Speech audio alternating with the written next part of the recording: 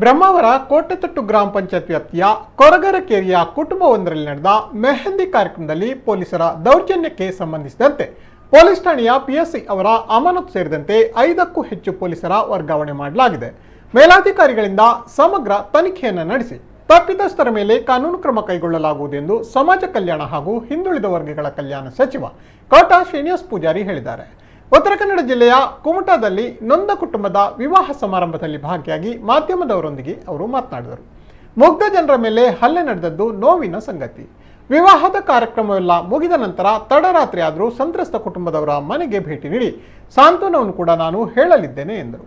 ಕುಮಟಾ ತಾಲೂಕಿನ ರಾಷ್ಟ್ರೀಯ ಹೆದ್ದಾರಿ ಸನಿಹದಲ್ಲಿ ನಡೆದ ವಿವಾಹ ಸಮಾರಂಭಕ್ಕೆ ಸಚಿವರು ಬರುತ್ತಲೇ ನೆರೆದ ನೂರಾರು ಆದಿವಾಸಿ ಕೊರಗ ಜನಾಂಗದವರು ಡೊಳ್ಳು ಮತ್ತು ಚೆಂಡೆಗಳ ಮೂಲಕ ಸಚಿವರನ್ನ ಸಾಂಪ್ರದಾಯಿಕವಾಗಿ ಬರಮಾಡಿಕೊಂಡರು.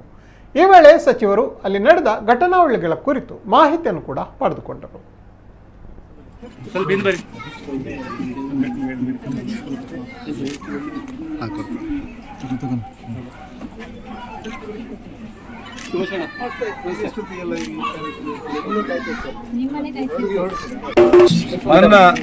ನನ್ನ ಕೋಟಾ ಗ್ರಾಮದ ವ್ಯಾಪ್ತಿಯಲ್ಲಿ ಬರುವಂಥ ಆದಿವಾಸಿ ಕೊರಗ ಜನಾಂಗದ ಕುಟುಂಬದವರದ್ದು ಇವತ್ತು ಒಂದು ಮದುವೆ. ಆ ಮದುವೆಗೆ ಸಂಬಂಧಪಟ್ಟಂತೆ ರಾಜೇಶ್ ಅನ್ನೋ ಹುಡುಗರಿಗೆ ಮದುವೆ ಆಗಿತ್ತು. ಅವರ ಉಳಿದೆಲ್ಲ ಕಾರ್ಯಕ್ರಮ ಮಾಡ್ತಾಯಿದ್ರು. ನಾನು ಇವತ್ತು ಹುಬ್ಬಳ್ಳಿಯ ಕಾರ್ಯಕಾರಿಣಿಯಿಂದ ನೇರವಾಗಿ ಇಲ್ಲಿ ಬಂದೆ.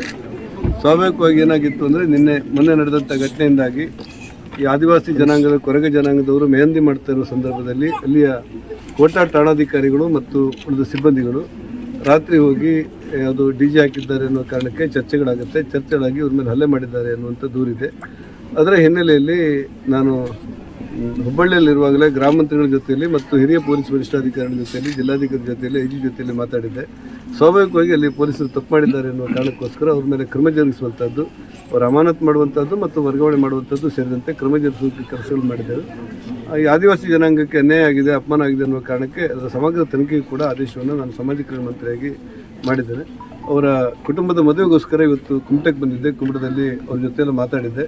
ಮತ್ತು ಅವರೆಲ್ಲರೂ ಕೂಡ ಇಲ್ಲಿಂದ ಹೊರಟು ನಮ್ಮ ಗ್ರಾಮಕ್ಕೆ ಬರ್ತಾರೆ. ರಾತ್ರಿ ಎಷ್ಟೇ ಹೊತ್ತಾದರೂ ಕೂಡ ಕುಟುಂಬದವರ ಉಳಿದವ್ರ ಜೊತೆಯಲ್ಲೆಲ್ಲ ಮಾತಾಡಿ ಆ ಕೇರಿಗೆ ಭೇಟಿ ಕೊಟ್ಟು ಅಲ್ಲಿ ನಡೆದಿರುವ ವಿದ್ಯಮಾನಗಳನ್ನು ಗಮನಿಸಿ ಇವರಿಗೆ ಯಾವುದೇ ತೊಂದರೆ ಆಗದಿರುವಂತೆ ಮತ್ತು ಇವರ ಮೂಲಭೂತ ಸೌಕರ್ಯಗಳನ್ನು ಅಭಿವೃದ್ಧಿಪಡಿಸುವುದು ಸೇರಿದಂತೆ ಅಲ್ಲಿರುವ ಒಟ್ಟಾರೆ ಯೋಜನೆಗಳನ್ನೆಲ್ಲ ಅರ್ಥ ಮಾಡಿಕೊಂಡು ಇವರಿಗೆ ನ್ಯಾಯ ಒದಗಿಸುವಂಥ ಕೆಲಸಗಳನ್ನು ಮಾಡ್ತೇವೆ ಅನ್ನುವಂಥ ಮಾತನ್ನು ಈಗಾಗಲೇ ಹೇಳಿದ್ದೆ.